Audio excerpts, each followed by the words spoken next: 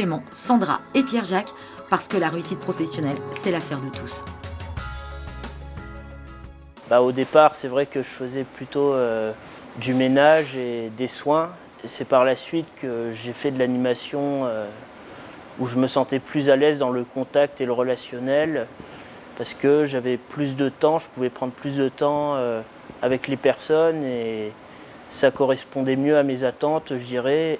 C'est grâce à Cap Emploi que j'ai pu trouver un poste à l'hôpital et on m'a beaucoup aidé à m'intégrer dans l'équipe.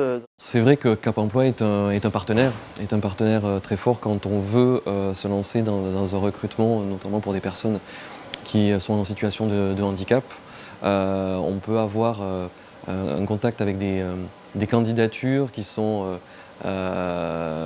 éprouvées, un accompagnement qui est particulier et qui nous permet d'aller au bout d'une démarche entre d'un côté un employeur et de l'autre côté une personne qui a besoin de trouver une situation professionnelle intéressante.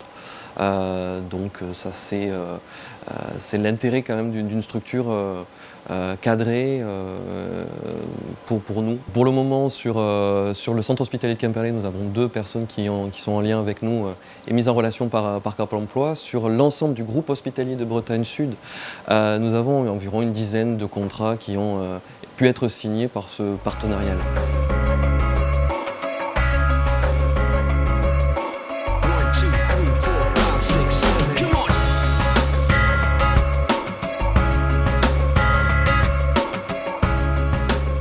Pour le moment, je fais toutes les commandes au comptoir, je m'occupe des clients.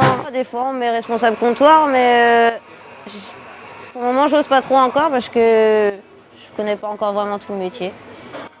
Donc, chaque chose en son temps. Moi, Cap Emploi, je le connaissais pas avant. J'ai connu par bouche à oreille. Et en venant sur Lorient, je me suis dit que ce serait bien d'aller voir ce qu'ils proposaient. Et c'est grâce à eux, c'est grâce à eux que je suis ici. C'est grâce à ma conseillère qui m'a proposé la formation et du coup, voilà.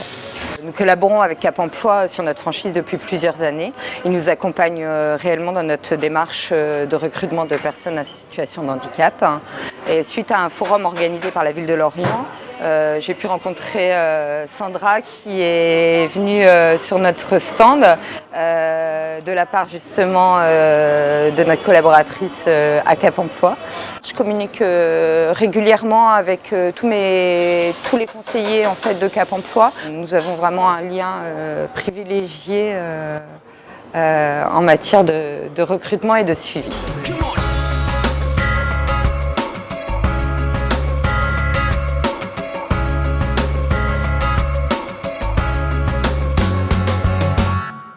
En 2009, quand j'ai eu mon diagnostic et que j'ai su que je ne pourrais pas conduire, ma vie s'est un peu compliquée. Et en fait, en 2010, mon contrat s'est terminé et du fait que j'étais plus mobile, je n'ai pas réussi à retrouver du travail dans l'insertion. Donc j'ai fait un bilan de compétences qui m'a amené à faire un BTS comptabilité-gestion pour repartir sur un emploi plus sédentaire. Mais là aussi, en fait, ça s'avérait compliqué parce qu'il fallait adapter les postes de travail, que c'était souvent des CDD, donc les entreprises n'étaient pas partantes pour faire ce genre de choses. Et du coup, en fait, Cap Emploi, quand elle a reçu l'offre de Monsieur Ragui, m'a contacté en fait. Et du coup, quand on s'est rencontrés, on s'est rendu compte que si j'avais pas forcément toutes les compétences techniques à mettre en place tout de suite. Par contre, mon parcours dans l'insertion, notamment donc, par l'accueil, l'habitude de travailler avec des partenaires divers comme justement le Cap Emploi, Pôle Emploi, les collectivités, pouvait être un atout à valoriser sur le poste de travail.